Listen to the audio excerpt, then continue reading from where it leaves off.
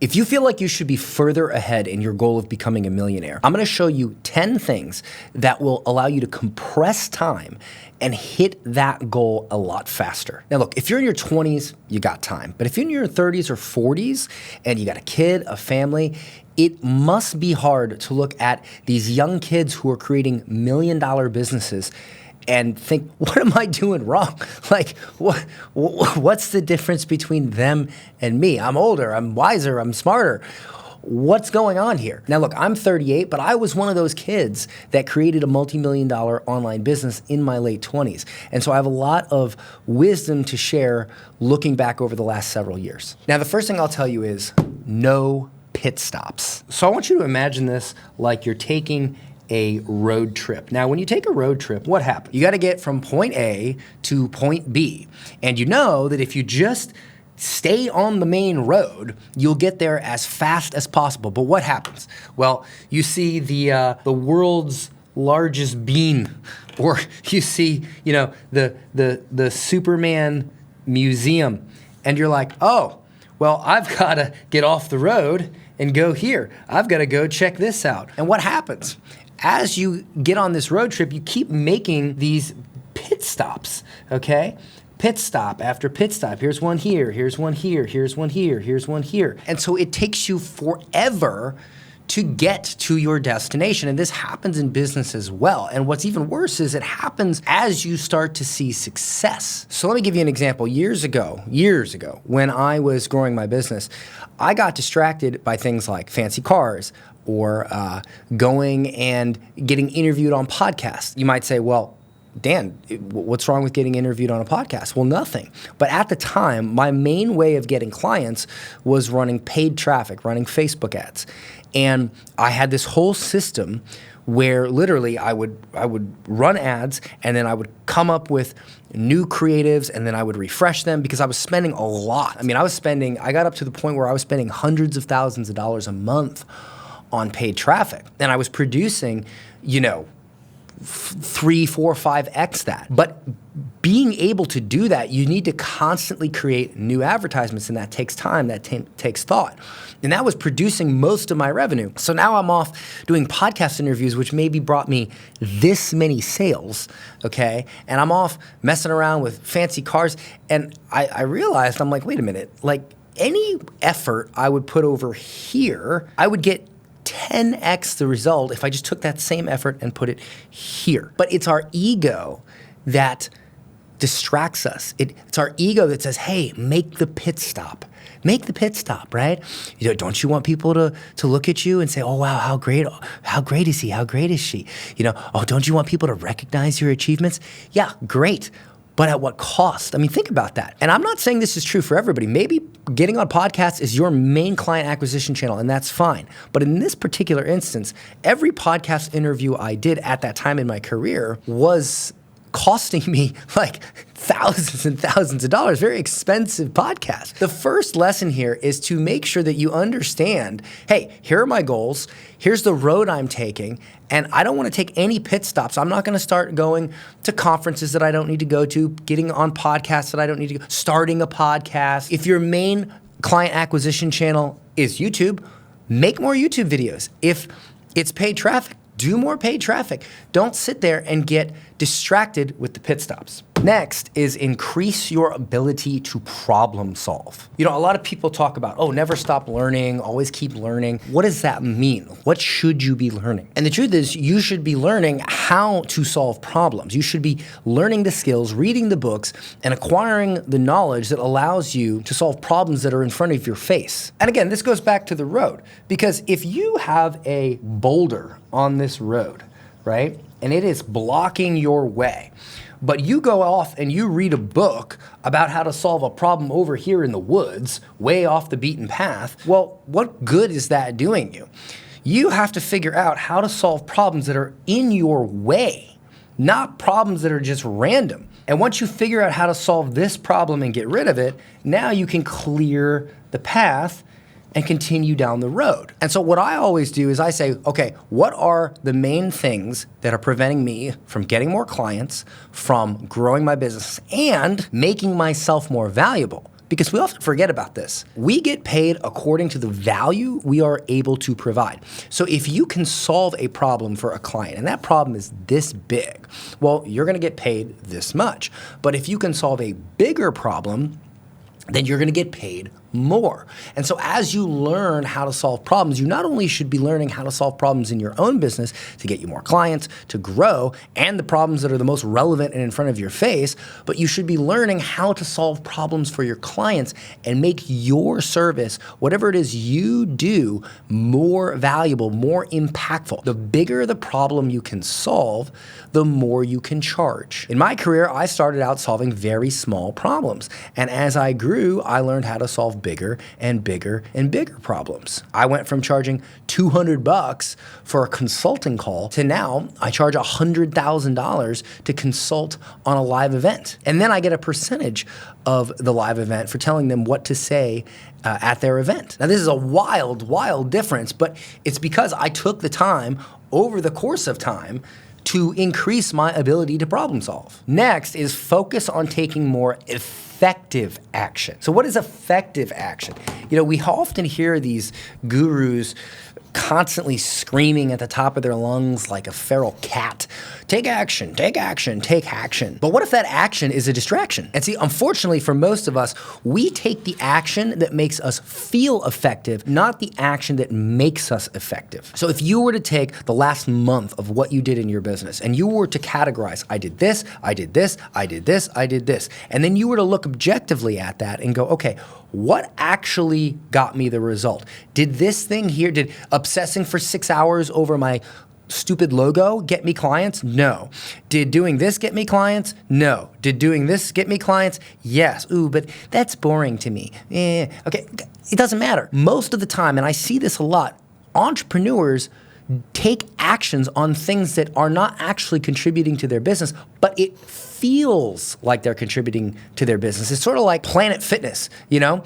Like most people actually get a gym membership because it makes them feel like they're getting in shape, but they're not actually getting in shape. And Planet Fitness realized this. That's why they have this, you know, super low cost gym membership. They have hardly any real weights at their gym. They hand out pizza for free. Like, it's like totally not for people that work out, but they have so many members and they're so successful because they realized, wait a minute, people don't actually want to work out. They want to feel like they work out. And this is the thing, in business, most people take actions that make them feel like they're making progress rather than looking back at the last month or the last 6 months and going, okay, what did I do? What did the data say? What actually worked? And then doing more of that. Because your feelings, we're humans. We got serotonin and all kinds of crazy chemicals running around in our brains and hormones, and those lie to us. But data doesn't lie, because data is what I like to call reality. Reality does not lie. Reality, fact is fact, does not care about your feelings. So if you run your business based on fact, you will get a lot further than if you run it based on feelings. Next is you want to create magnetic assets as soon as you can. All right, what is a magnetic asset? So when you get started in business, what ends up happening is you're new, you're fresh. You ain't got nothing going on, you got no brand, nobody knows who you are. So here you are, this entrepreneur who just got birthed into the market, and you are screaming and shouting to an audience. And you want this audience to respond, right? And most people will do things like cold call or cold outreach or cold email in the beginning or whatever, because they have really no other choice, because they have no audience. But as you grow and as you get in business, you learn about creating magnetic assets. And what a magnetic asset is it changes the polarity from you reaching out to the audience reaching out to you. So let me give you an example. One of the best ways, not the only way, but one of the best ways to do this is to write a book. Now, I wrote this book years ago, and this book did probably $15 million for my company on the back end. And what that means is I said, hey, here's this book. It's cheap. It doesn't cost a lot of money. Here you go. And people bought the book. They read the book. And when they read the book, they were like, man, I really want more help from Dan. They were magnetized towards me. It's very similar when you create like a YouTube channel, or maybe you have a popular podcast. People are magnetized towards you. It creates inbound interest. So a book, a podcast, a YouTube channel, these are all things that are magnetic because they're out there, people see them, and then they're magnetized towards you rather than you reaching out to them. Because you have to remember, when you are reaching out to someone, you are in the lesser position because you're like, hey, you don't know me, I want you to give me money, I need to convince you to give me money. But when somebody reaches out to you and they want your help, that dynamic is different, and it makes it a lot easier to sell because they're reaching out to you. One of the best questions you can ask if you do sales calls is, hey, why are you reaching out to me specifically? And then they're gonna tell you all the reasons why you're great and why they should do business with you. It's like they're doing the sales call for you. But that only happens if you create magnetic assets that bring people to you. And this can happen at any level. I remember there was this bookkeeper who wrote this little pamphlet on bookkeeping. This was years ago. This was before I was even into any of this. And I noticed that she would just hand it out. She'd be at coffee shops. She was in my local town. She would just hand it out. And she always had clients. She always had clients because they would read this little pamphlet and they'd be like, oh, wow, that's cool. Well, you know what? I'd rather just have you do it for me. And that is one of the best things you can do. You can show someone a path to success and then simply offer to do it for them, help them, make it easier, make it faster, etc. Next is to track mistakes. Now look, nobody is perfect. We're all gonna make mistakes. Trust me, I've made more mistakes than you can possibly imagine. But what you don't wanna do is not learn from your mistakes. That's where ignorance comes in. So for instance, one thing that we do when we grow our Instagram is we track every reel that we put out. We create a spreadsheet and we go, okay, this one got this many views, this many follows, this many shares, this many comments, et cetera, et cetera, et cetera. And we look and we say, okay, these type of reels are doing well. These type of reels are not doing well. And so we try to track not just what works, but what doesn't work so we can do more of what works and less of what doesn't. And you can take this same tracking approach to everything in your life. Look back at the last month and look at what you did that didn't work and keep a track of it. But don't make the mistake of saying, well, I tried this for 5 minutes and it didn't work. That in and of itself is a mistake. So not only do you need to track your mistakes, but you need to understand what is a mistake and what is simply just you not giving something the due time it deserves. And the more you track your mistakes, the more you'll understand what doesn't work. Next is figure out what you don't want. This is probably my biggest struggle, and I'll be honest and vulnerable with you. This is where I've had the most pain and suffering. Oftentimes we say, well, I want to be a millionaire. Okay, great. But what don't you want in order to become a millionaire? I remember I attended Sam Oven's mastermind years ago, and there was this point where he was talking about profit. And he was saying that if you take any more than 10% profit in your business, you're doing it wrong. And I love Sam, by the way, but I disagreed with him on this point. I raised my hand. I said, well, wait a minute. 10%, what the heck is that? You know, he says, well, how much profit do you take? I said, I take like 75, 80%. And he looks at me with this really bewildered look. And he says, do you want to grow a big company or do you just want to make a lot of money? And I said, I just want to make a lot of money. You know, I want to help people, but I want to make a lot of money. I don't want to have a big company. And see, Sam's goals were different. He wanted to make the next Apple, right? And when I look out at the marketplace, and it took me years to realize this, that some people want that. They want this big office with all these employees, and they want this big, huge thing. And I remember I visited Grant Cardone's office, and dude, they've got like this whole system where they got like a football friggin' motivational speech at the beginning every day, and they've got like this opening ceremony for the day, like all this stuff. And I'm just thinking to myself, you know, would I rather be a billionaire and have to deal with all this, or would I rather be a millionaire and be sitting at home on my laptop with my family? And for me, the answer was the latter. I just don't want that. And I thought I did at one point, so much so that I signed a 5-year lease on an office in downtown St. Pete because I got all caught up in the hype. Oh, I want to create a big company, blah, blah, blah. And I ended up not really using it, especially after COVID. And I ended up paying almost $7,000 a month rent for years without using it. And this month is the last month, literally, as I record this video, this month is the last month that I'll be paying the final payment on that office from 5 years ago. So imagine $7,000 a month for 5 years. And that mistake came from not knowing what I didn't want. I didn't want an office. I didn't want to have people in there every day. And when I did it, I hated it. And so figuring out what you don't want is absolutely crucial. Because if you think about it, if you have this road, right?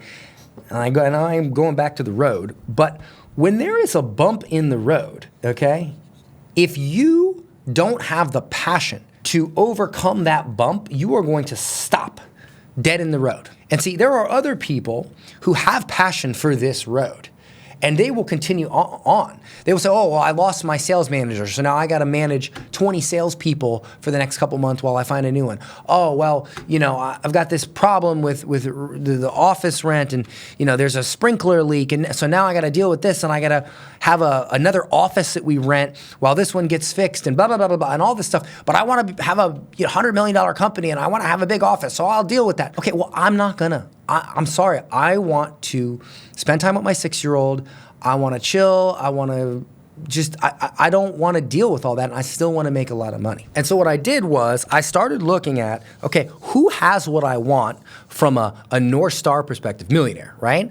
But does not have all the things that I don't want. And what I found was the people that were achieving this millionaire status without all the crap that I didn't want to deal with, they all had a very pronounced similarity. And they were all making their money doing some sort of live event. That could be webinars, that could be virtual events. Some of them did live events like seminars at hotels. And I started learning how to create sales presentations, live events, virtual events that would get me a bunch of clients at once without the need of a big sales team. And I have never made as much money with as little effort as possible. And really, for me, that should be the goal. For everybody, that should be the goal. As little effort as possible to get the most output. Not no effort, but as little effort as possible to get the most output. Efficiency, not blind brute force. And that's always been my motto. How do I get the biggest result with the least amount of input? Now, the next thing is you need to set bigger goals. Now, I know this is advice you have probably heard from a lot of different people, but the truth is that most people set goals that are far too low. And the reason for this is they don't believe that the goal is achievable. So I'll give you an example. During COVID, I was supposed to hold an event, and it was a live event. I mean, I had a hotel scheduled, I had all these people coming, and then, you know, the whole friggin' world got shut down. And so I was gonna refund tickets, I was gonna do all this, and a friend of mine, he said, well, why don't you just do it on Zoom? Just do the same event on Zoom.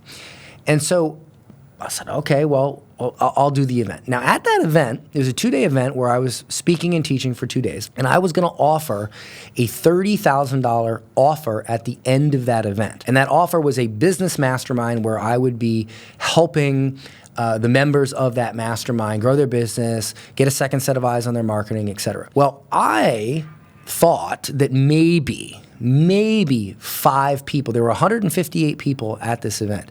I thought maybe 5 people would join. If 5 times 30,000 is like $150,000. And I thought, wow, if I can make $150,000 in a day when I make this pitch, that would be amazing. But my goal was way too low, because when I actually made the pitch, we ended up selling over 30 spots. We did 1,024,000 in a day. I literally, that sounds good, it sounds great, but my team was overwhelmed. We had to onboard way more people than we thought, and it actually almost crippled my business. And from that moment forward, I knew, hey, when I do an event, when I speak at an event, there's a chance that I'm gonna get a lot of clients at once, and so we need to be prepared for this. I got lucky in that I made the money and I was able to handle it, but I didn't set my goal big enough. I didn't realize how much money could be made. And I almost didn't do the event because I just did not think that people would buy such a premium offer on a friggin' Zoom call. And so I almost cost myself $1 million with my lack of belief. Yes, you should set bigger goals, but the core reason why you're not setting bigger goals is because you don't have that belief. And if you look out at the marketplace and you look out at all the people making money, think about this. Hey, they're making money. They're doing it, and they're doing well. There's no reason why you can't. Any excuse you give yourself of, oh, well, it's because of this, it's because of that, it's just an excuse. Trust me, if anyone has ever done it, you can do it too. Maybe your journey will be a little faster, a little slower, a little harder, a little easier, but you can do it. You have to believe it's possible so that you can set that big goal. Now, a caveat to setting big goals is what I call tripping on the ladder. And this is gonna help save you a ton of heartache, pain, and suffering. So I want you to imagine for a moment that you say, well, okay, well, my goal is 1 million a month, which is, you know, a pretty big goal. And right now, you're at like nothing. You're at zero. So here you are at zero. Now, there are certain things that you will have to do to go from 0 to 10K a month that are 100% completely different than to go from 100K a month to 1 million a month. And the things to go from 10K a month to 100K a month are completely different. It's just different problems, different things you have to deal with. And so what you have to understand is you have to climb the ladder step by step. I have noticed that some people, they will look at somebody who's making $1 million a month and they'll go, I need to do what that person does. And that's like going into a gym and seeing a guy who's huge, who's got big muscles and he's bench pressing 300 pounds and you're like, oh, I wanna be big like that guy. I'm gonna bench 300 pounds. So you put 300 pounds on the bar, you lift it up and then you tear your shoulders off your friggin' body. You can't do that. You gotta start with, 95, 135. You gotta work your way up. You gotta do the things that that guy did back when he couldn't lift that much. And that's where most people make a mistake. They trip on the ladder. They try to do things that the guy making $1 million a month is doing when they're not even at 10K a month. And that guy did not do that.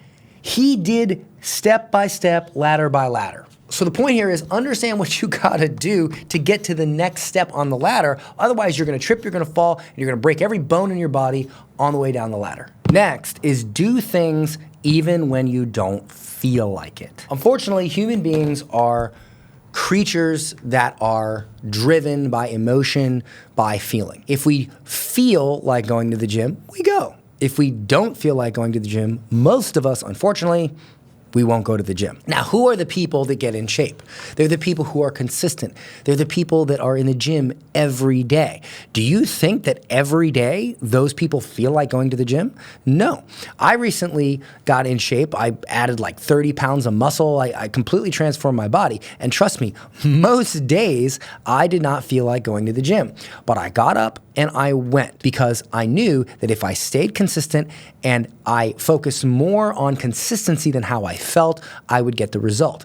And it's the same thing in your business. Look, there are gonna be days where you don't feel like recording a video. There's gonna be days when you don't feel like writing an email. There's gonna be days when you don't feel like taking a sales call or working on a speech or whatever it is that you're doing to grow your business. But if you succumb to the condition of how you feel, and if you let your entire business and life be controlled by how you feel at that moment, you're not gonna make a lot of consistent progress, you're not gonna get the result. And if you were just to visualize a line of progress, and every single one of these red marks indicates something that you have done or will do that will contribute to you becoming a millionaire, and you look at this line, you say, okay, well, the person that does things regardless of how they feel, all these red lines exist on this journey. But then you say, well, wait a minute, what about the person who only does things when they feel like it? Well, then what's gonna happen is you're only gonna have so many red lines that indicate any sort of progress. And so now, That's what it looks like. Now, what's gonna get you there faster? What's gonna get you to millionaire status faster? Doing the things only when you feel like it, or doing the things because you know that if you stay consistent and you do them, you'll get the results? This is a choice. It's a hard choice, but it's one that you have to make because only 1% of people do things when they don't feel like doing it. But you can't have what the 1% has if you're still willing to behave and think like the 99%. And finally, do more of what works. There's a guy that consults actors, athletes, famous people, a lot of different highly successful people in Hollywood and sports, and his name is Arvid Ali. His job is to make sure these people don't screw things up. And he said the number one reason why people make millions of dollars and then lose it all is they find something that makes money and then they do something else. And I see this not just in my own life, but in the entrepreneurial world constantly. People figure out something that works and then they do something else. Why? Because they get bored of it.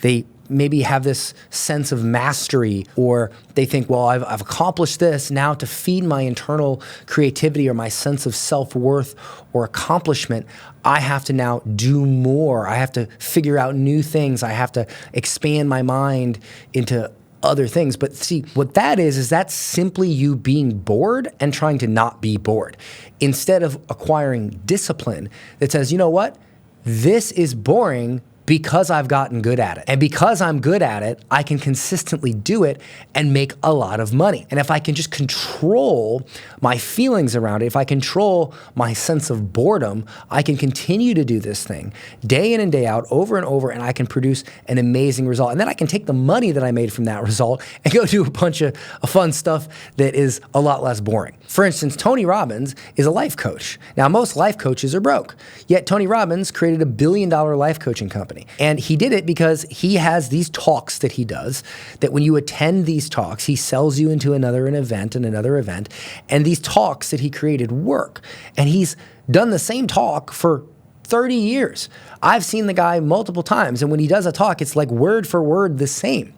Don't you think that Tony Robbins gets bored of saying the same thing day in and day out, city after city, event after event? But he says the same thing because when he says it, people buy. So do you want to be entertained or do you want to be rich? I don't know about you, but I'd rather be bored and rich than entertained and poor. I'll find other ways to make myself entertained. All right, so to summarize, no pit stops, stay on the main road. Increase your ability to problem solve, not just for your business, but for your clients, so you can become more valuable. Take more effective action, not just random action. Create magnetic assets that make people come to you, not just you to them. Track your mistakes and make sure that you stop doing them. Figure out what you don't want so you don't waste time, even if you are successful at something. If you don't want to do it, you're going to lose interest and you're just going to have to start all over anyway. So figure out what you don't want. Set bigger goals and make sure that you work on your belief around those goals. Don't trip on the ladder on your way to the goal. Make sure you understand that at each point there's different problems to solve. You can't solve the problems at the top if you want to get to the top. You got to go step by step. Do things even if you don't feel like doing them, because that's who actually achieves big things. If you follow even half of these, you're going to shortcut your journey to becoming a millionaire. And I know this because every time I have followed these things, I've made more money, and every time I have broken these rules, I have made less money. Don't forget to subscribe. Hope this was helpful. See you in the next one.